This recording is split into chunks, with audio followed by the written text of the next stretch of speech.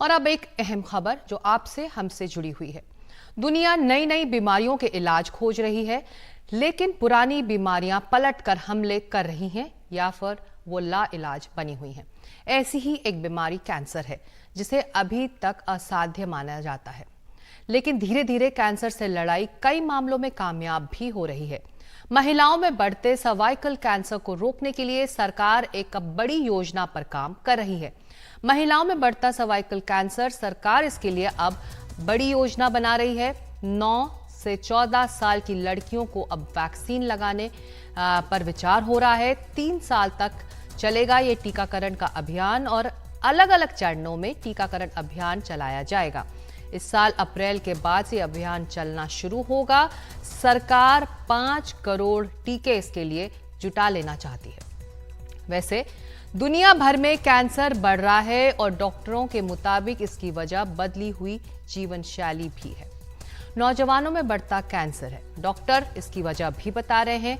घटती शारीरिक गतिविधियां यानी कि लो फिजिकल एक्टिविटीज, ज्यादा डिब्बाबंद खाना पीना और बढ़ते विषाक्त तत्व। एक रिपोर्ट के मुताबिक नौजवानों में बढ़ता कैंसर, और ये दुनिया भर में ये मामले बढ़ रहे हैं। अमेरिका में 2019 में 50 साल से कम उम्र वाले 1 लाख में से 107.8 मामलों में कैंसर, और 2000 में ये दर 95.6% थी, यानी कि 12.8% का इजाफा। उत्तरी अमेरिका, ऑस्ट्रेलिया, पश्चिमी यूरोप में ये ज्यादा मामले पाए जा रहे हैं। तो क्या है एहतियात और हम अपने जीवन शैली में क्या बदलाव करें, और कितना बड़ा खतरा है सर्वाइकल कैंसर हमारे देश के लिए इस वक्त, जिसको लेकर सरकार भी अब परेशान है। इसी मुद्दे पर चर्चा करने के लिए हमारे साथ एक बेहद खास मेहमान, कैंसर विशेषज्ञ डॉक्टर श्याम अग्रवाल। डॉक्टर अग्रवाल, शुक्रिया एनडीटीवी इंडिया के लिए वक्त निकालने के लिए। जिस प्रोजेक्ट पर अब सरकार काम कर रही है सर्वाइकल कैंसर, उसके टीकाकरण पर अब काम हो रहा है, ये बताइए इस वक्त सर्वाइकल कैंसर हमारे देश के लिए कितनी बड़ी चिंता का सबब है? देखिए, सर्वाइकल कैंसर महिलाओं में आज की तारीख में इंडिया में नंबर 2 कैंसर है। लगभग 70 से 80 हजार नए केस हर वर्ष सर्वाइकल कैंसर के डायग्नोज होते हैं। आज से 5 या 10 साल पहले ये केसेस और भी ज्यादा हुआ करते थे, परंतु इनमें थोड़ा कमी आई है, क्योंकि हमारी जो इकोनॉमिक स्थिति है, खासतौर पे जो हाइजीन की बात है, क्योंकि ये जो सर्वाइकल कैंसर है ये एक वायरल इन्फेक्शन से होता है, जिसको कि हर्पीज वायरस बोलते हैं। तो अगर हम अपने प्राइवेट पार्ट्स का लेडीज अगर ध्यान रखेंगी, हाइजीन रखेंगी, तो वो सर्वाइकल कैंसर का इंसिडेंस ऑटोमेटिकली कम हो जाएगा। उदाहरण के तौर पे इंडिया में नंबर 1 है 80,000 केसेस।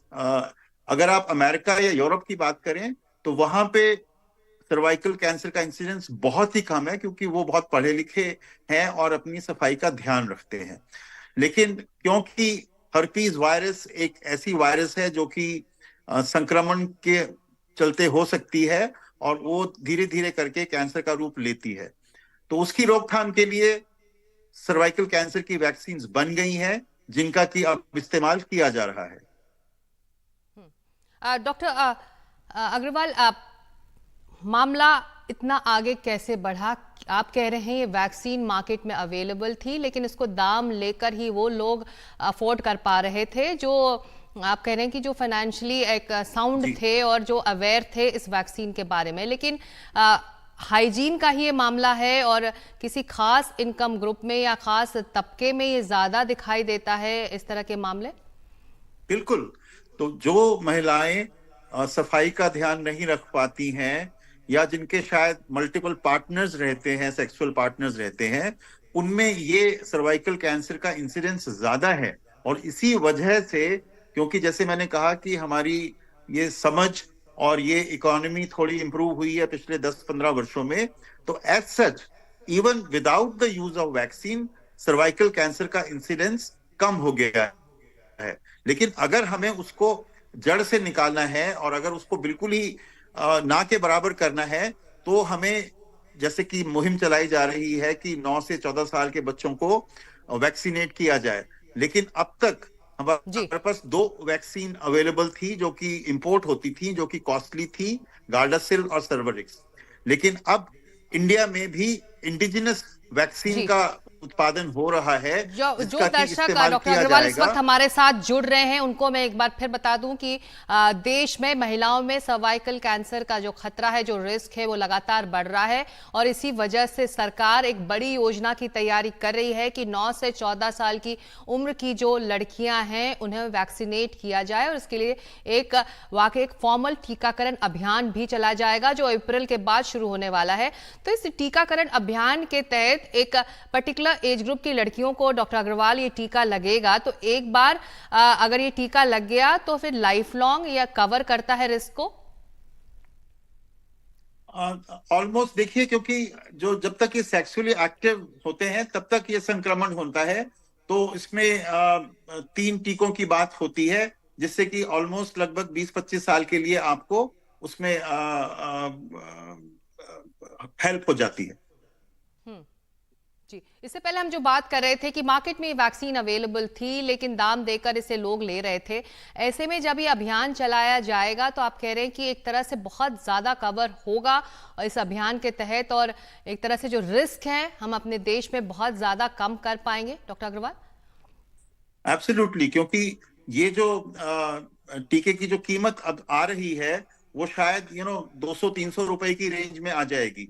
जो पहले इंपोर्टेड जो वैक्सीन आती थी वो 5,000 10,000 इस रेंज में आती थी, जो कि एक एवरेज मिडिल क्लास व्यक्ति भी शायद अफोर्ड नहीं कर सकता है।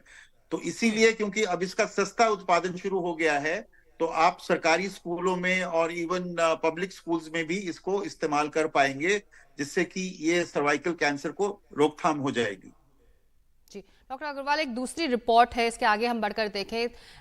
सर्वाइकल कैंसर से निपटने के लिए सरकार एक अभियान चलाएगी, अप्रैल के बाद ये अभियान लॉन्च भी होगा। लेकिन जो दूसरी रिपोर्ट बता रही है, वर्ल्ड ओवर दुनिया भर में नौजवानों में कैंसर का खतरा बढ़ रहा है। इसकी क्या मुख्य वजह मान रहे हैं कि ज्यादातर जो कैंसर के मरीज हैं वो एक यंगर एज ग्रुप में अब आने लगे हैं?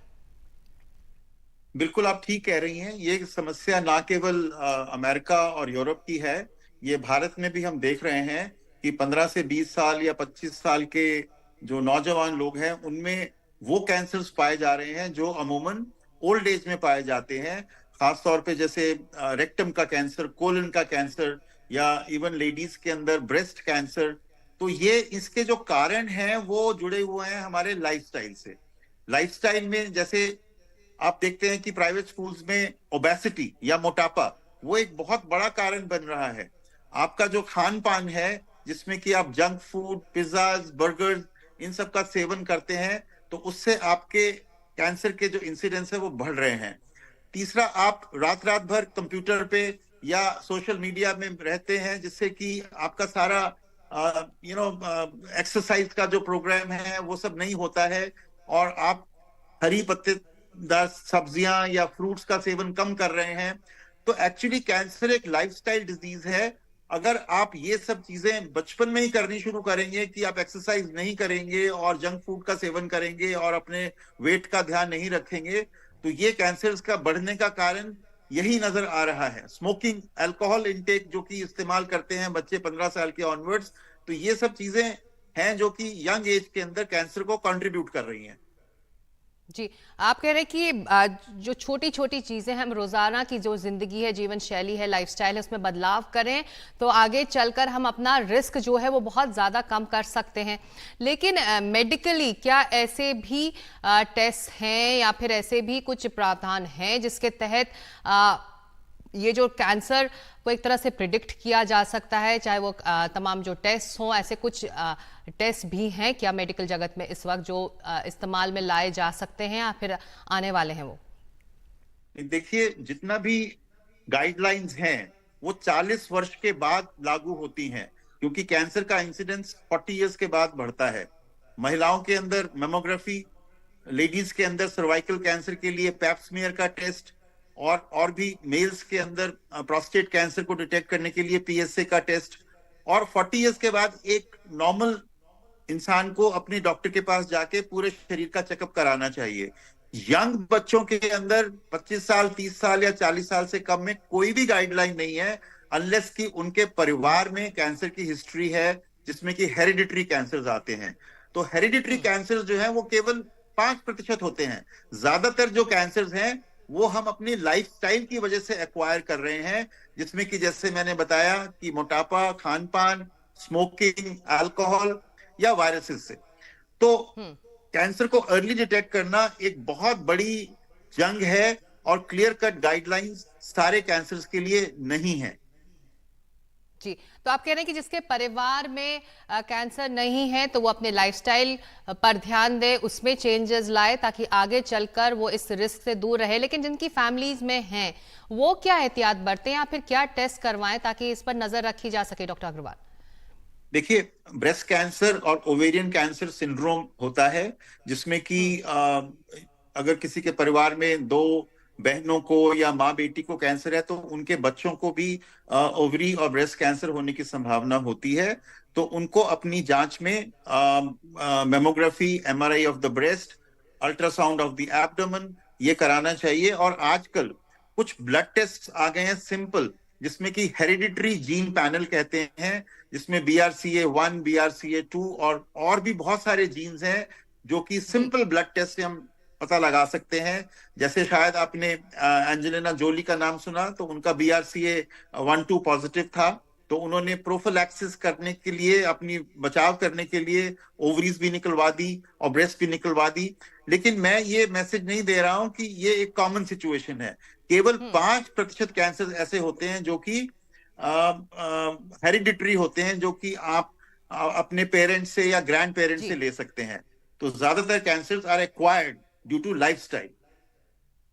तो ये एक लाइफस्टाइल रिस्क भी है। तो डॉक्टर अग्रवाल जैसा कि कह रहे थे कि घटती शारीरिक गतिविधियां जो है, ज्यादा डिब्बाबंद खाना खाना, खाने पीने बढ़ते विषाक्त तत्व, ये कैंसर के रिस्क को बढ़ाते हैं। इसलिए जरूरी है कि आप अपने लाइफस्टाइल में, अपनी जीवन शैली में बदलाव करें। इस बीच भारत सरकार ने यह तय किया है कि देश में जो सर्वाइकल कैंसर से लेकर जो बढ़ता रिस्क है उसको कवर करने के लिए अब एक अभियान चला जाएगा और अप्रैल से यह अभियान लॉन्च भी होगा। बहुत शुक्रिया डॉक्टर अग्रवाल हमसे बात करने के लिए और हमारे दर्शकों को ये बताने के लिए कि वो क्या एहतियात बरतें आगे चलकर वो कैंसर के रिस्क से दूर रह पाए।